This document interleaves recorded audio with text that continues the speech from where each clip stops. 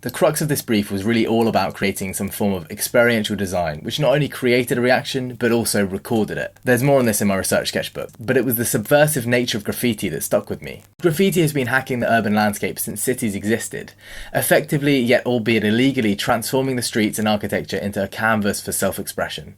Messages humorous, political, or even egotistical. But our cities are changing. Screens, Wi-Fi hotspots, and digital billboards are becoming ubiquitous in the urban environment. Is there room for the technology of graffiti to evolve too? And where does it exist in this interplay between physical and digital spaces? Wi-Fi Tagger is an open source project that transforms your Wi-Fi hotspot into a space for anyone to leave messages. I tested the project on my own network, but it turned out the firmware of my router was written in Chinese and I ended up bricking it completely. But what was fascinating was how the idea of letting anyone write a message had been translated into the virtual space and as a result didn't have any real associations with vandalism or crime.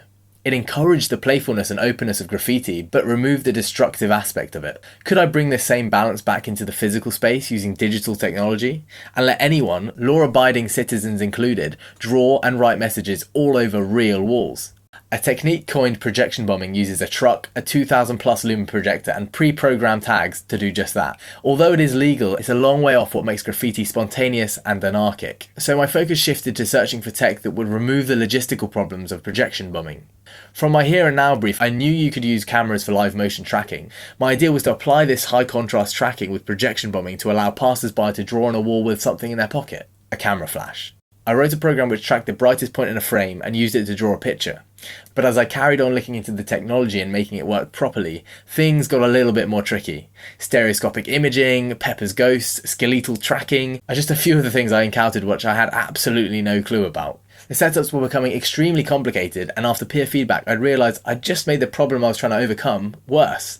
I'd lost the hacking side to the brief, and it just seemed like a technical achievement rather than a statement of democratising self-expression. I needed to make the whole thing mobile, something you could fit in your pocket. By complete chance I saw a video review on something called a Pico projector, a tiny battery-powered projector which for its size packed a fair punch. After harassing Cellulon's CEO on LinkedIn, I somehow managed to wangle a free X display model to play around with, but I still needed to take the complicated camera setup out of the equation. A friend showed me a compact motion controller called Leap, which could track hand movements. Incredible stuff, but when applied to drawing in midair, it felt very odd without any sort of kinetic feedback, and as a result, the drawings were pretty shit.